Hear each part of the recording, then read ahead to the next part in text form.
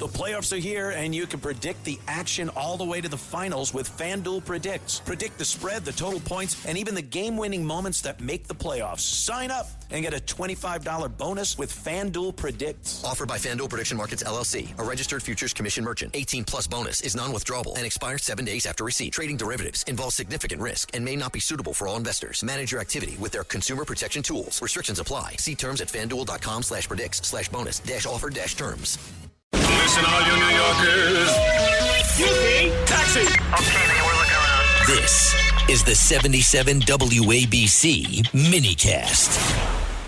You and I are going to talk shortly with Robert Clotworthy, and I hope you call. Robert Clotworthy is the voice of Ancient Aliens. In fact, if I was a real talk show host, I would have had that voice up there. But, I'm just such an amateur. Hold on a second. I want you to be clear about who this is. And I'm so proud that he's agreed to spend some time with us. Wait 1 second. This is Robert. Hold on.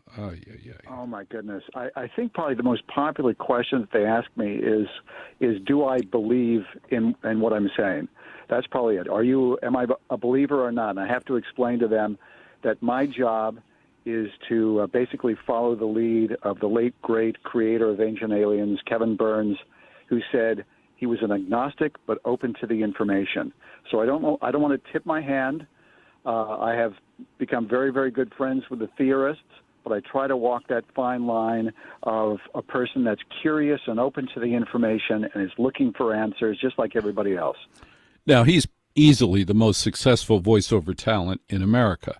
He hosts 2 shows on the History Channel, and amazingly, I suspect this is the biggest business. He also voices video games, and he explains about video games that it's insane what he has to do for video games. Robert Clotworthy, welcome to The Other Side of Midnight. Hi. Hey, Walter, how are you doing? I was about to explain that one of the many things you do is you voice video games. Oh, yeah. And you told me that nothing has more script than a video game. Yeah, I worked on a video game. The biggest one I ever worked on was a thing called StarCraft, and I'm the lead character in that. And usually when you go show up at the sound stage, you get a script, and it tells you how many lines you're going to be doing. And it may say 500 or 200. When I would go in, it would just say a lot. Yeah. They can't print out the entire script. It's too huge. It's like the size of 11 phone books stacked one on top of the other. Because they have to voice every eventuality, right? Oh, yeah. And how long does it take you to voice a video game? The sessions usually don't last longer than 4 hours max. And depending on the size or the size of the role, that will determine how many sessions you have. I know for StarCraft, I must have had, 50, 60 sessions, a lot of sessions. And, you don't know the script, you don't know the story. You really have to rely on the director. So whatever line you're saying, let's say the line is happy birthday, you just have to guess as to what that means. It could be, it could mean they're killed or they're getting cake. Oh, yeah. And then you give it 3 goes, and then the director says, okay, this time let's try it where you're happy that it really is a birthday. Oh, okay. And then you do it again. So you have to be able to go with the flow. Robert Clotworthy is the voice of Ancient Aliens, The Curse of Oak Island Gold, The Curse of Civil War Gold. Whenever gold is cursed, Robert Clotworthy is available to explain it. Now, I'm going to humbly suggest that you and Randy Thomas are the most successful voiceover talent working today. Oh, my goodness! Well, to put me in the category with Randy, that's high cotton. That is high cotton. I feel very fortunate, very lucky.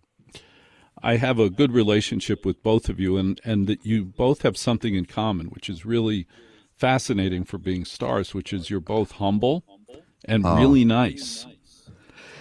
And sometimes success you know who else was like you two?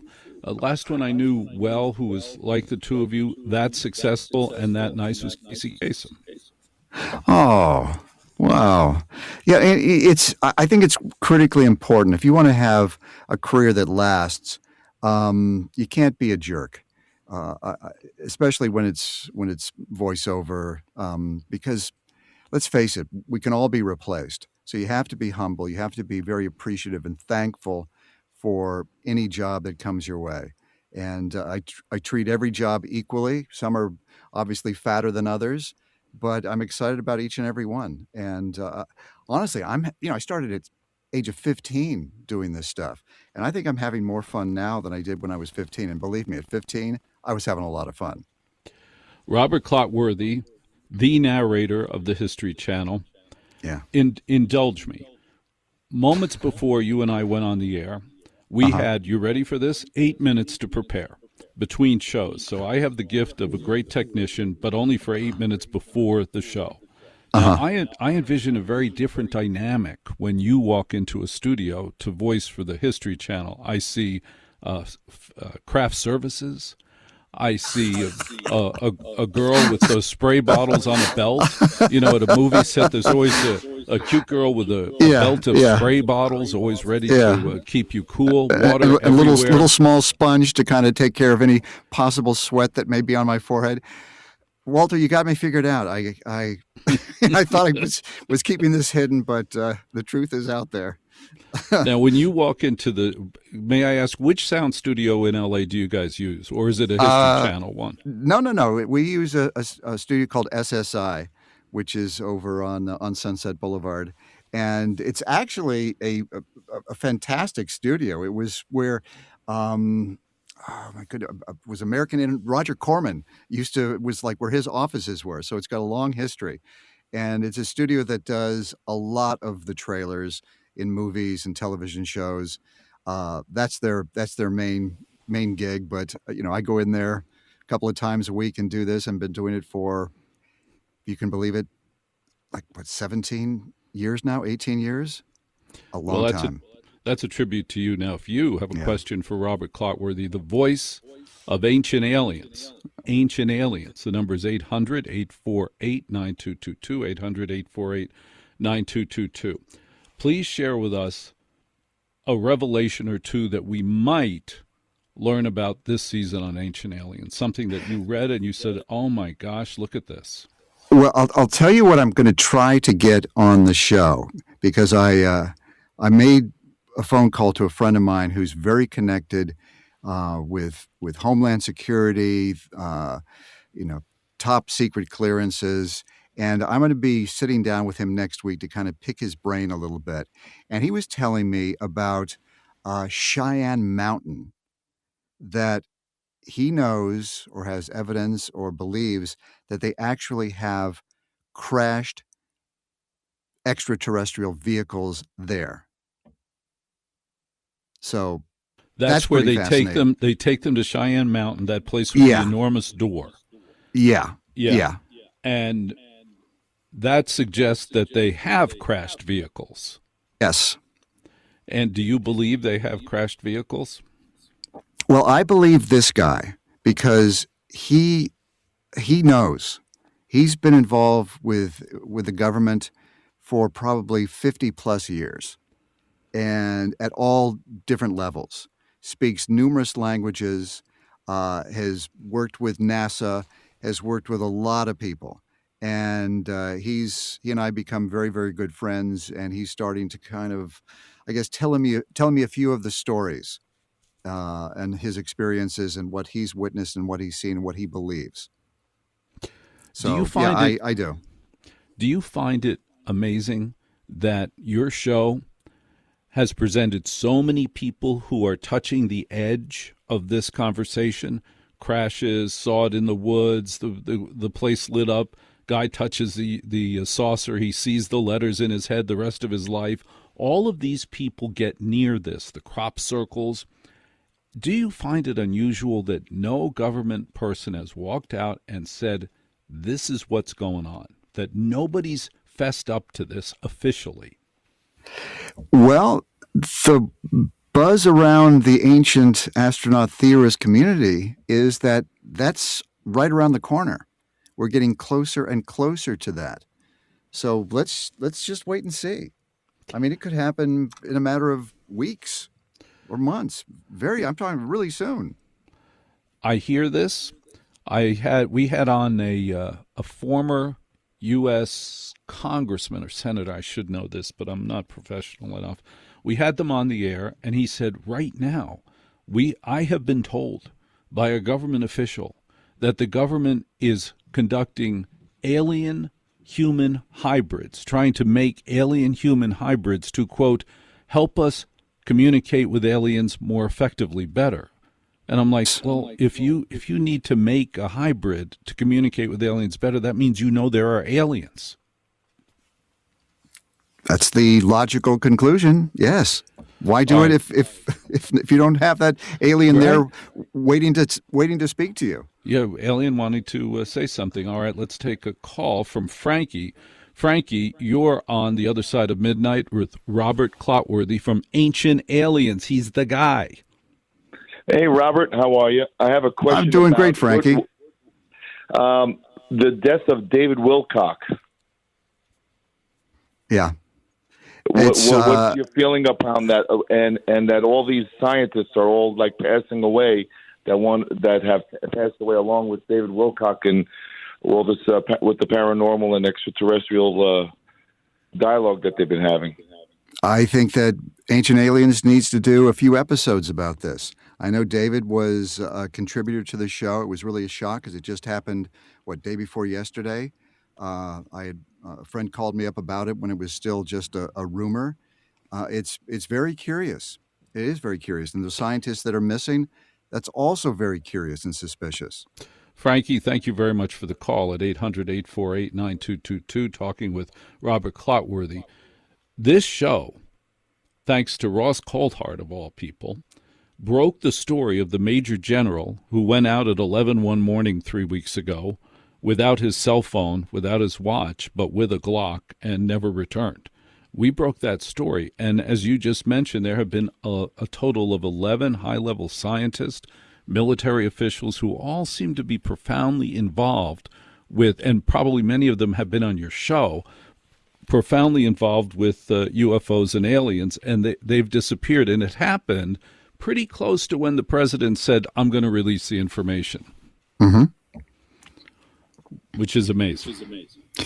You know, it's all questions. We're looking for the answers, and it seems like as soon as you get an answer or two, another dozen questions come running at you. Now, did you do an episode on what new researchers have found underneath the pyramids, those columns under the pyramids? Did you guys do a show on that? I believe we're doing one actually this season. That's one of the episodes that I have not recorded it as yet, but that is one of the episodes that I believe that we will be doing. I've done about I think about 10 or 11 of the I believe 20 episodes that we're going to be doing this season. So I think that's coming up. All right, you and I are talking to Robert Clotworthy, the voice of Ancient Aliens, the narrator of Ancient Aliens, and a good friend of this show. And you can talk to him at 800-848-9222. Walter Sterling with Robert Clotworthy, who is live from Los Angeles. Robert is the voice of Ancient Aliens and the Curse of Oak Island. And Robert from Manhattan would like to talk to Robert from Los Angeles. Hi, you're on the air, Robert. Good morning, gentlemen. I would like to ask Mr. Clotley, is that the way you pronounce your name? I don't want to get on the wrong foot. Clotworthy. Yes, Clotworthy. Okay. Yeah. Did I understand that one of your projects was Cursed Civil War Gold? Yeah, the Curse of Civil War Gold. That was a series that we did a couple of years ago. Now, let me ask a couple of questions. Have you heard or have you investigated the belief, and more than belief, according to some of my friends in Missouri, that William Clark Quantrill, before he died, we know, the great Confederate guerrilla leader, had a huge stash of gold that was never found? Or do you know of other cases of hidden Confederate gold caches that were never used toward the end of the Civil War? Yeah, well, one of the, I guess the premise of the show that we did was the gold that Robert E. Lee had with him when he was trying to escape and was, was caught by the Union soldiers, and the theory was that gold had been transferred in some way up into Michigan, and that was what these explorers were trying to determine. Because one of the beliefs, and again, this is for people who are familiar with, there was an organization called the Knights of the Golden Circle. They were a very, very pro-Confederate outfit that had extensions and members all over the country, even including into Cuba and the Pacific Northwest. And they were supposed to have had considerable gold caches that were going to be used even after the surrender of Robert E. Lee. And I was wondering if you knew anything about those hidden treasures. I do not. If I did, I'd be out there getting my hands on some of it. I wish I did. But I'm telling you, there's so many amazing stories that are connected to this, because obviously the Confederates had a lot of gold. Where did it go? It must have gone somewhere. Well, again, I thank you for your involvement with Mr. Sterling's program, and I do hope that you will do more. And might I also recommend, have you thought of doing any curses of frontier, that is Western, post-Civil War, out West? I'm thinking of outlaw hidden treasures. We did. There was a spinoff that we did a few episodes of Curse of Oak Island, where we did explore some of the mysteries around the world that are associated with missing gold. And one of the shows that we did do, as I recall, was dealing specifically with the West. I found that whole subject to be quite fascinating. So do I, since I taught frontier history, and I was very much interested in hidden caches of gold from outlaws like Frank and Jesse James, Billy the Kid, and others. So keep up the good work, and I thank Walter Sterling for having you on his show. Well, we thank you for calling in. Thanks very much, Robert. 800-848-9222. It's interesting that so many of the caches of mysterious gold are never found. And that they're just never, or they're so well, like the Nazi Hitler train of gold. Haven't found that. They're always threatening with that. Yes, we found it. Czechoslovakian gold hunters have found it, and then we don't hear any more about it. My suspicion is always, and also the ones under the sea, all the shipwrecks that crashed with the gold. And wait, the tons of gold that were at the World Trade Center, that when they went through the wreckage, that was gone. That was gone, which leads me to believe that human nature is, you find that gold, you're going to make that disappear so fast, you're not going to be turning it into the New York Times. No. You're not going to post it on your social media that you just found it. Do you find it frustrating that Dr. Hawass in Egypt refuses to believe any alternative theories at all? Do you find that frustrating? Yeah, I do, because the pyramids are incredibly fascinating and mysterious, and nobody really knows why they were built, specifically when they were built. There's theories associated with it. So, yeah, you have to suspect that there's a purpose as to why he's doing that. What those reasons might be, we can only guess. But yeah, it is frustrating. It was one of the most interesting and funniest episodes with him is this scientist. He's in the pyramid. He puts his hands on one of the blocks, and this was his scientific assessment. He puts his hands on the blocks. He says, "I can feel my ancestors. When I touch these blocks, I can feel my ancestors put these in this place." Like, really? That's doctor, that's the best you could do. You can feel it in your hands. That's it. Of course, he has an agenda, and his agenda is to preserve the myth that it was his specific ancestors at a specific moment that did it, which you mentioned last time, that you believe that there were probably many civilizations before ours, and that makes more sense. Yeah, I tried that same experiment when I went to In-N-Out, and it did not get me the animal-style burger that I was asking for in any way. Well, this is the great Robert Clotworthy, and Robert has suggested that he will be on the show on a fairly regular basis, which will be a great gift. And Robert, I hope you have a spectacular weekend. Do you have an episode coming up you'd like to promote and talk about that's coming up soon? Yeah, by the way, I recorded this on 420, the latest episode, which happens to be the, I guess, anniversary of Ancient Aliens when it first was released as a series on that date. And it's a fascinating episode. It's called Alien AI. And I'm just throwing it out there. You can think about what that might be, but it's how AI might have been used by extraterrestrials, how we're using AI now to unlock secrets.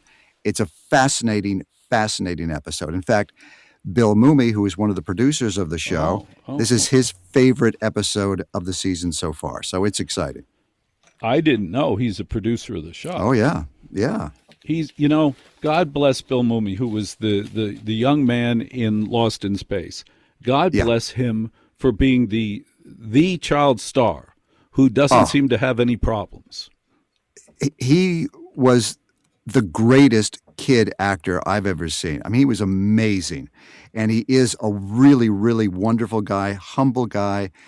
And Kevin Burns, the late Kevin Burns, he owned everything that was Lost in Space. He basically owned the Irwin Allen catalog. He had the robot from Lost in Space in his personal office. So he was really close friends with Bill Mooney. And Bill is one of the producers of the show. And every script goes through him. Every idea for a show goes through him. So he's very, very much involved.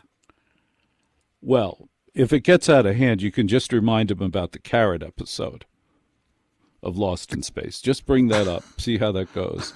I will mention that to him. Yes. David, hi. Welcome to The Other Side of Midnight. You're talking to Robert Clotworthy. Hi, David. I'm sorry, I seem to stagnate momentarily. You mentioned about the pyramid, and I have a book on King Tutankhamun, and it's written by Zahi, curator of the Cairo Museum.